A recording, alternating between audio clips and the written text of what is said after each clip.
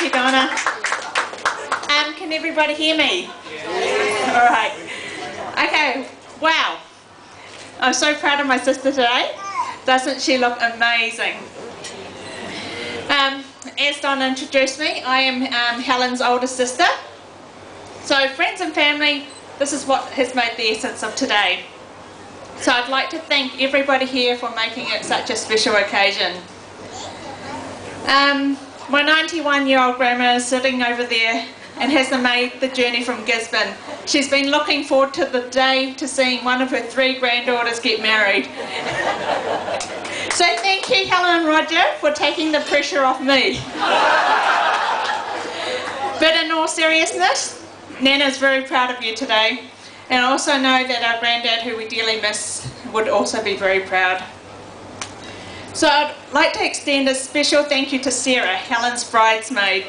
I don't know where Helen would be without you.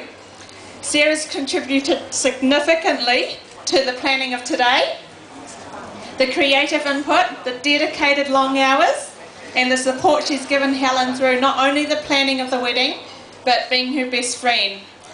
Sarah, you've kept her focused and you've kept her sane. I can't thank you enough for being her angel, and she loves you for that. I have to tell you that Helen hasn't always been such a lady. For those who know Helen as a child, you know what I'm talking about. From a very young age, Helen was a real tomboy.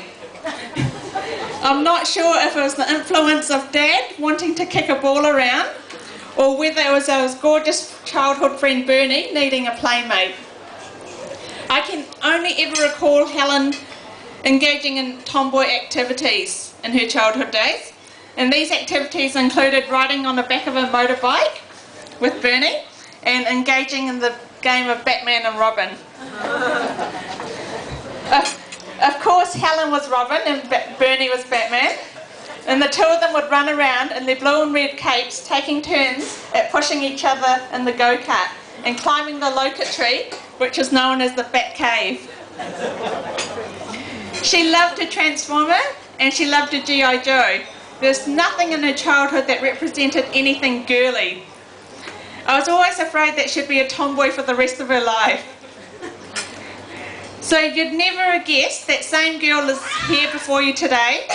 However, one thing that hasn't changed about Helen is that she's the same loyal, caring, and has that loving nature. She expresses her love through kindness and stubbornness. So these are the qualities that make her so special, and I love you for that.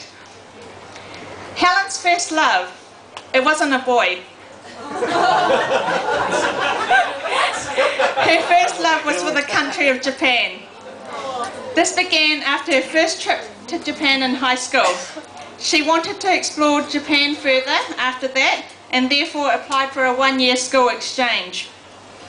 After coming back to New Zealand, getting her degree, she still hadn't had enough of the country, so she took on a teaching job in Japan. So this devastating disaster in Japan right now is very close to Helen's heart. She has her host family and her friends over there. Shortly after Helen's return to New Zealand, she met Roger. So Helen was in Auckland, Roger was in Wellington, you know the story. Where would we be without internet dating? So I guess Helen moved to Wellington, and from there the relationship was founded on much more solid ground. So here we are celebrating this gorgeous couple's union. So you can see that they're made for each other. Helen loves to cook and Roger loves his food. But seriously, they do complete one another. Roger's helped Helen through all the good times and tough times, and I know if they can share these moments together, then they can work through anything that life throws at them.